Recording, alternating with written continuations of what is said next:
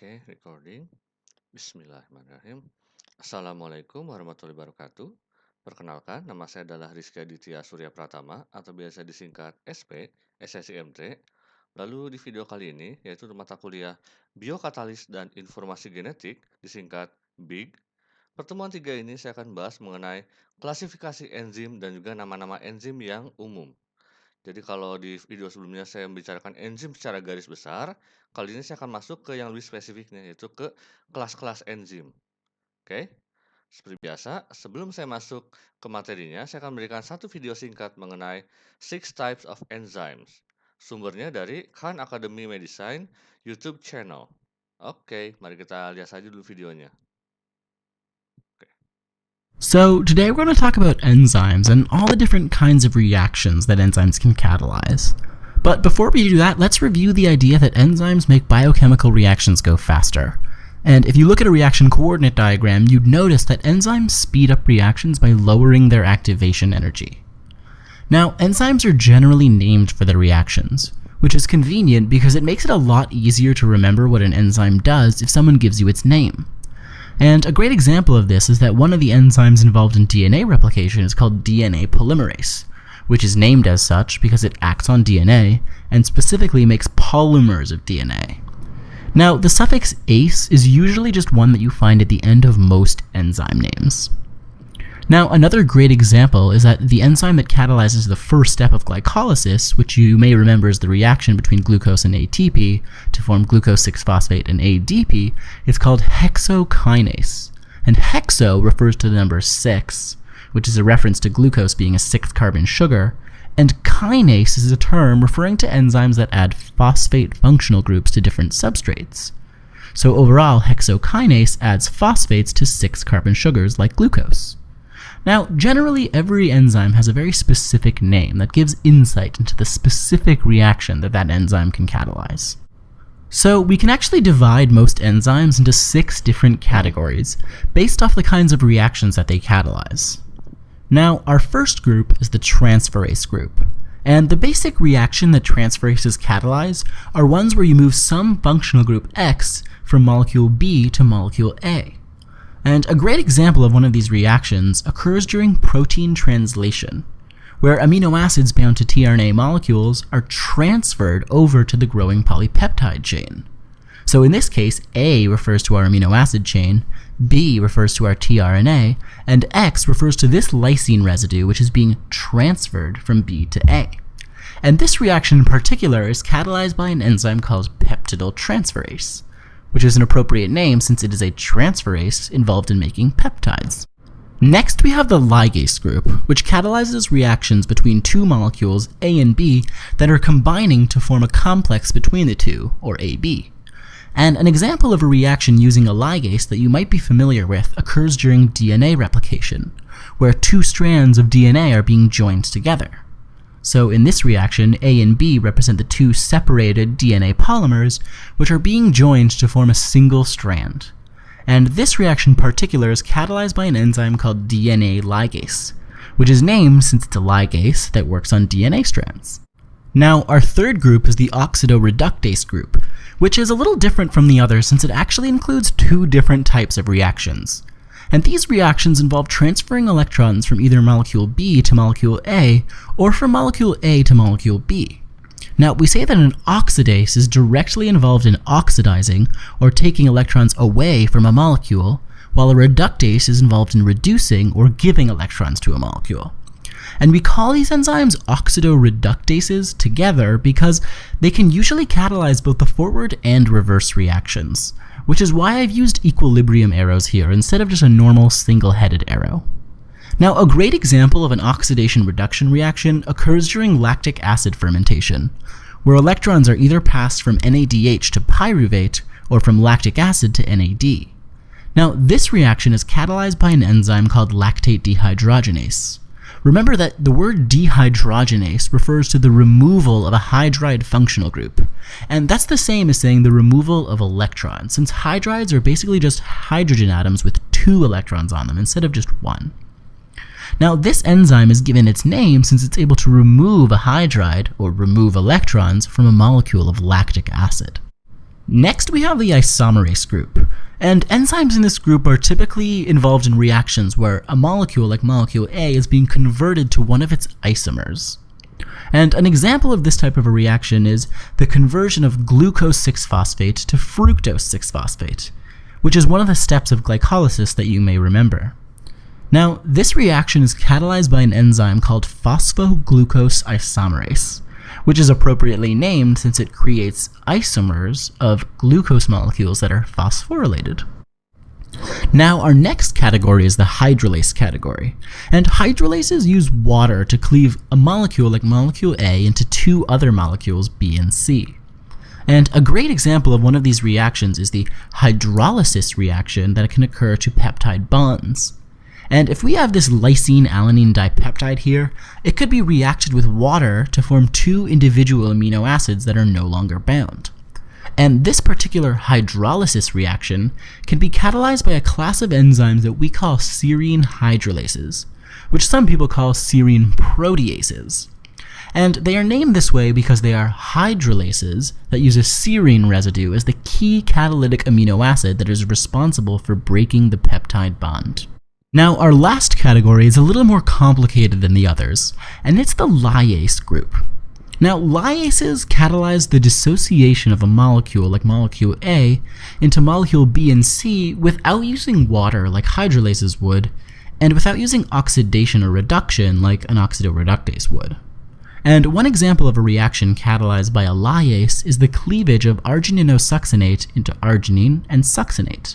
And this reaction takes place during the urea cycle, which you also might be familiar with.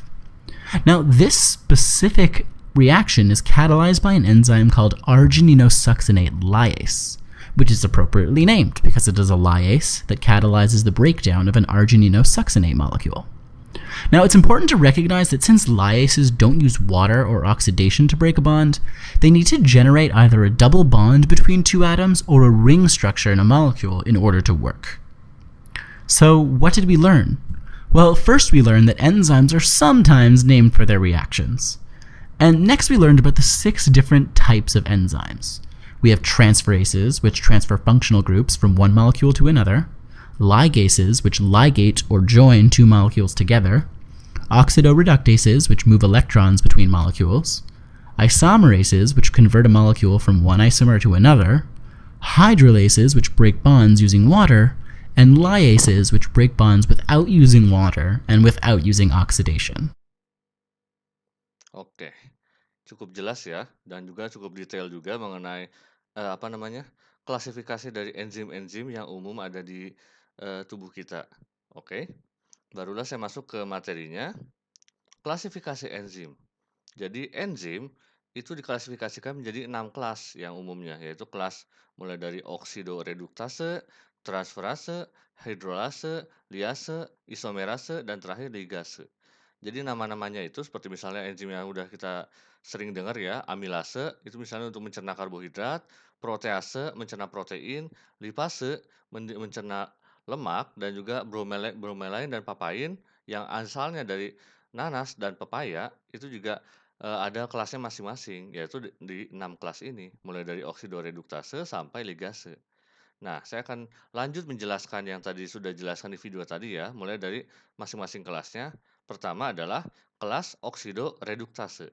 Jadi itu adalah enzim yang secara spesifik akan mengkatalisis reaksi redoks, reaksi oksidasi dan reduksi, yang merupakan pemindahan elektron, hidrogen, atau oksigen. Contohnya, enzim oksidase, di mana enzim ini akan memindahkan 2 elektron dari donor ke oksigen, dan biasanya dia akan menyebabkan pembentukan peroksida hidrogen.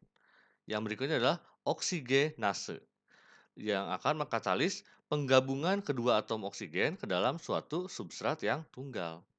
Yang ketiga, hidroksilase. Enzim ini akan menggabungkan sebuah atom molekul oksigen ke dalam substrat, lalu oksigen yang kedua akan timbul seperti air misalnya. Lalu peroksidase. Enzim ini akan mempergunakan peroksida hidrogen selain dari oksigen sebagai oksidan. Peroksida NADH mengkatalisa reaksi. Dan terakhir adalah enzim katalase, di mana enzim ini merupakan enzim yang unik di dalam peroksida hidrogen yang akan bekerja baik sebagai donor maupun akseptor. Dan katalase ini berfungsi di dalam sel untuk mendetoksifikasikan peroksida hidrogen, jadi sebagai detoksnya. Oke, itulah kira-kira mengenai kelas oksidoreduktase dan contoh-contohnya. Next adalah kelas transferase.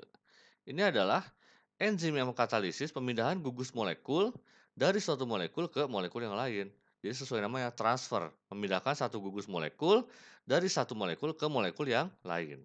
Contohnya, yang pertama adalah aminotransferase atau transaminase.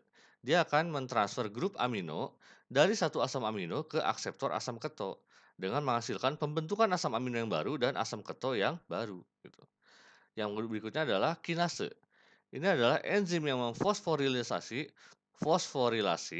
yaitu mengkatalisa pemindahan grup fosforil dari ATP atau trifosfat nukleotida lainnya ke alkohol atau akseptor grup amino. Contohnya glukokinase.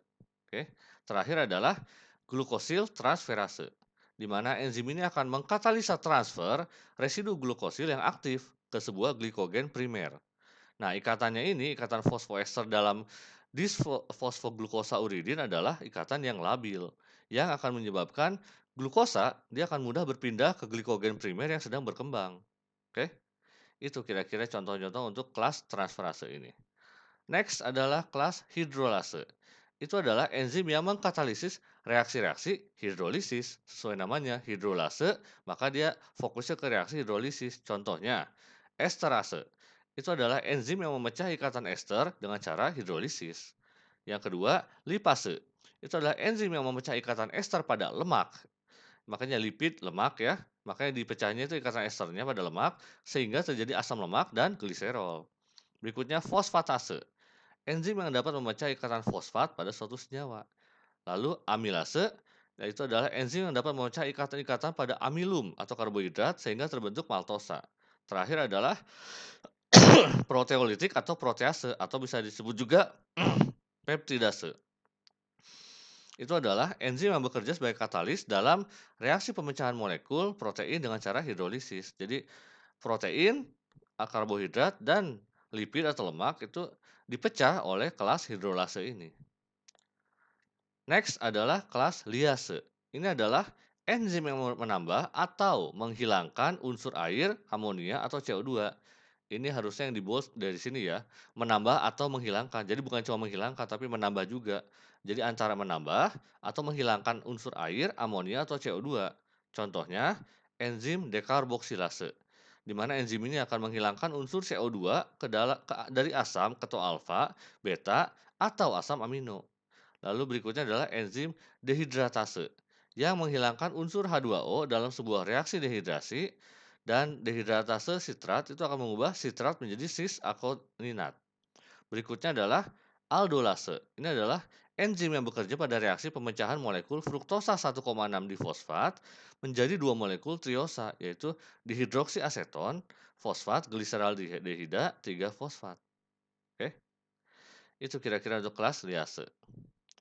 Berikutnya adalah kelas isomerase. Ini enzim di sini, kelas ini adalah enzim yang akan mengkatalisis berbagai reaksi isomerisasi. Jadi berubah menjadi isomernya. Antara lain isomerisasi L menjadi D, levo menjadi dextro, yang asalnya perputaran ke arah kiri, levo menjadi dextro kanan. Atau bisa juga di reaksi mutasi, di mana mutasi ini maksudnya adalah perpindahan posisi suatu gugus dan lain-lain. Jadi senyawanya sama, tapi posisinya berpindah. Jadi berubah posisinya seperti itu. Contohnya, enzim glukosa fosfat isomerase yang biasanya digunakan untuk reaksi perubahan glikosa menjadi fruktosa. Oke. Next adalah kelas ligase. Ini yang terakhir, di mana kelas ligase ini enzimnya akan mengkatalisis reaksi di mana dua gugus kimia akan disatukan atau diikatkan, yaitu namanya ligasi ya, reaksi ligasi dengan menggunakan energi yang berasal dari ATP. Contohnya, enzim glutamat sintetase. Dia digunakan untuk reaksi sintesis glutamin dari bahan dasar glutamat yang akan diikatkan dengan NH4- dan ATP. Oke, itu kira-kira yang bisa saya jelaskan mengenai 6 kelas pada enzim atau klasifikasi enzim dan juga jenis-jenis atau contoh-contoh nama enzimnya. Gitu. Oke, terima kasih banyak sudah menonton video ini sampai akhir. Jangan lupa klik like, komen, dan juga subscribe channel saya ini ya. Wassalamualaikum warahmatullahi wabarakatuh.